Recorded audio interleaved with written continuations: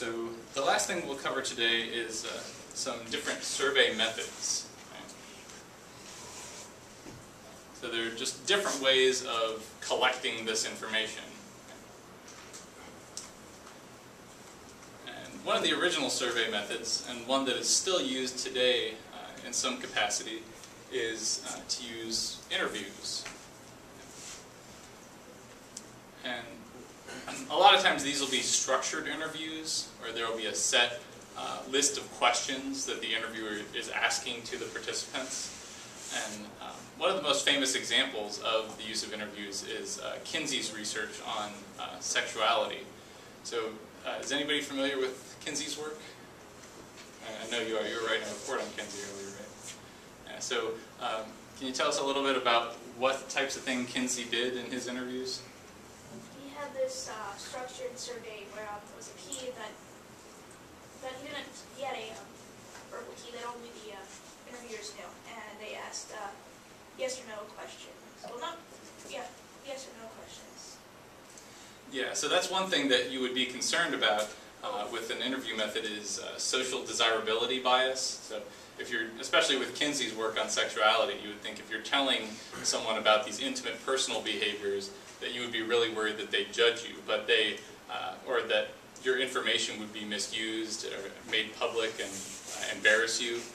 But Kinsey had a system set up to make people feel a little bit more at ease with the interviewer, and he also had this code, like you were mentioning. And so they didn't, the people doing the interviews didn't record every word that the people said. They wrote the responses down in code, and then only a few people knew how to decode that back into the actual data that Kinsey used in his write-ups of these things. Now, one of the big advantages of interviews is that they can be pretty comprehensive. They can allow for a very detailed data collection. And you can also follow up with people. So a lot of times interviews are a little bit more personal. Well, they're a lot more personal than a lot of the other methods that involve contacting people over the phone or through the mail. And so that can actually be an advantage. Now, there are some drawbacks to the interview method of surveying. You might not get a representative sample, and that can be overcome with a little bit of extra work, but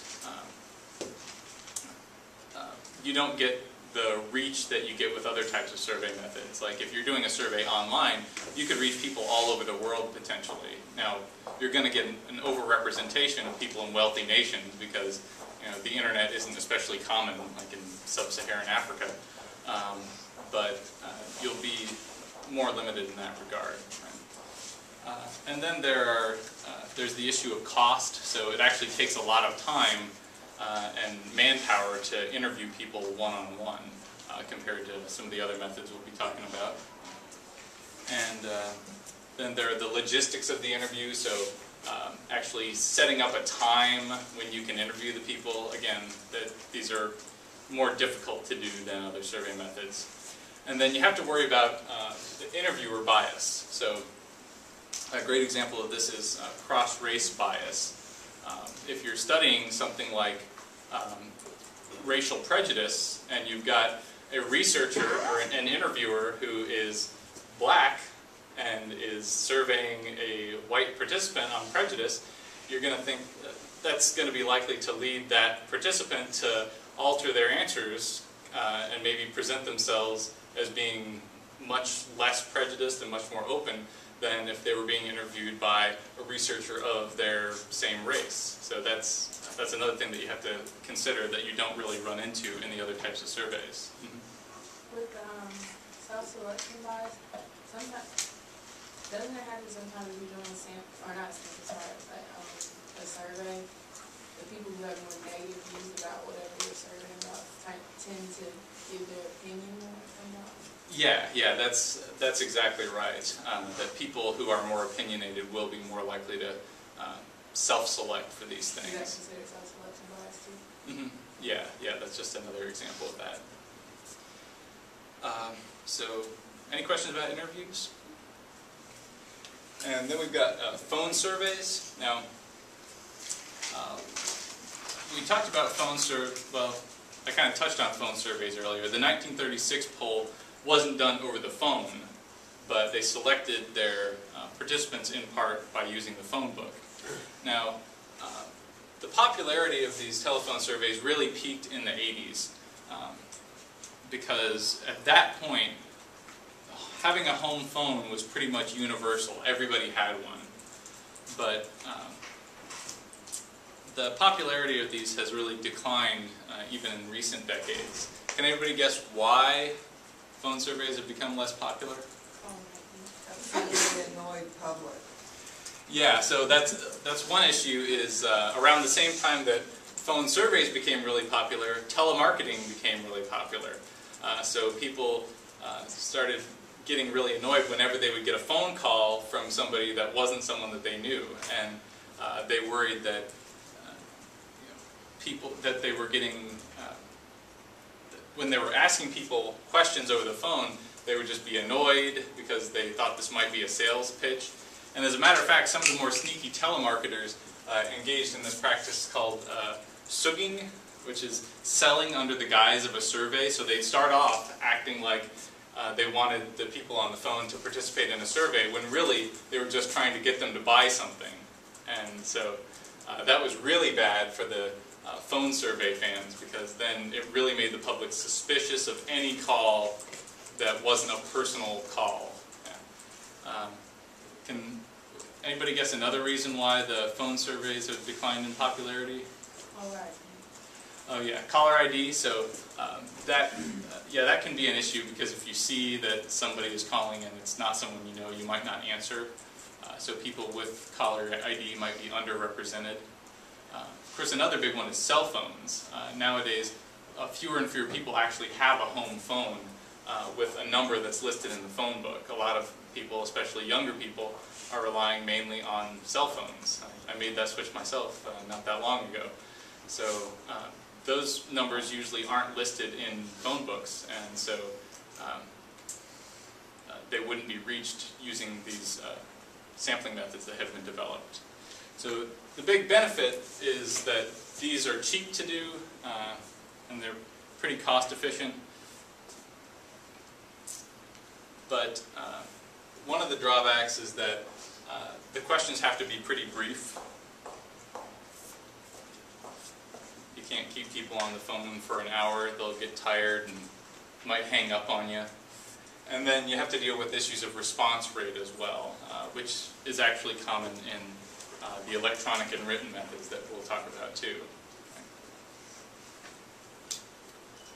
So we're running a bit low on time here, but we've just got one more slide of material to cover.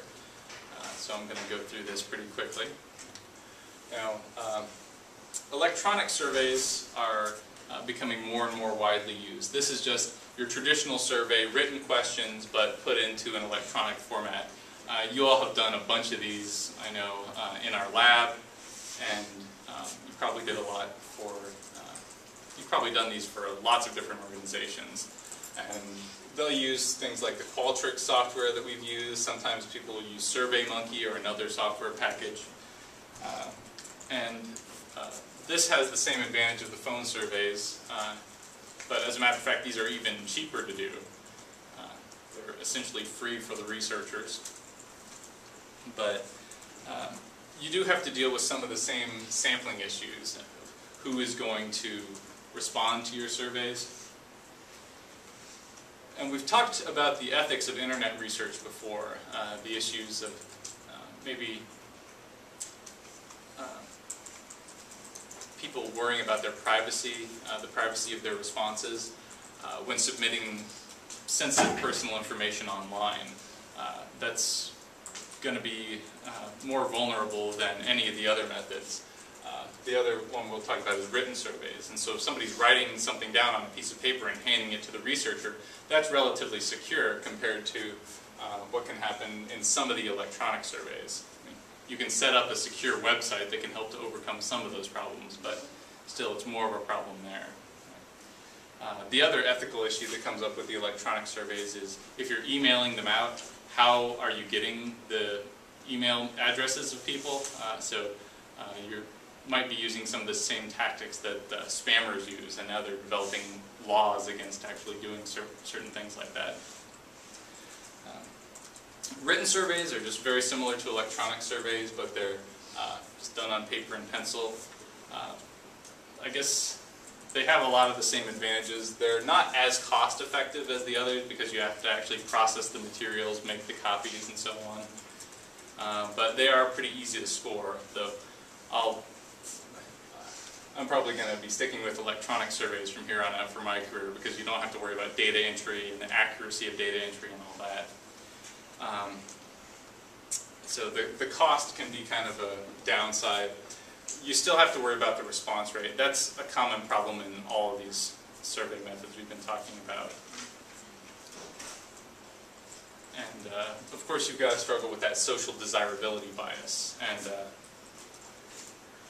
that might be a little bit more of a problem with written surveys than the other methods because in a lot of cases you're handing your answers to an actual person, which might cause some people to be concerned that that person will actually look at their answers and judge them.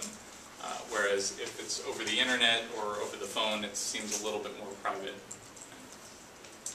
And so some researchers will mix these different methods. So they might have a web-based electronic survey, but they'll send the password to access this survey through the mail.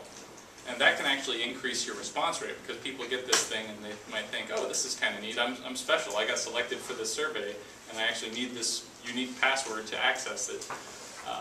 And so sometimes they'll combine them in that way. They might call people up and ask them to go online to complete the survey. Or if they mail them out, they might send them email reminders or call them to ask them to mail this thing back. And so there are a bunch of different methods to increase the response rate. And you can read about some of those in your textbook. Any questions?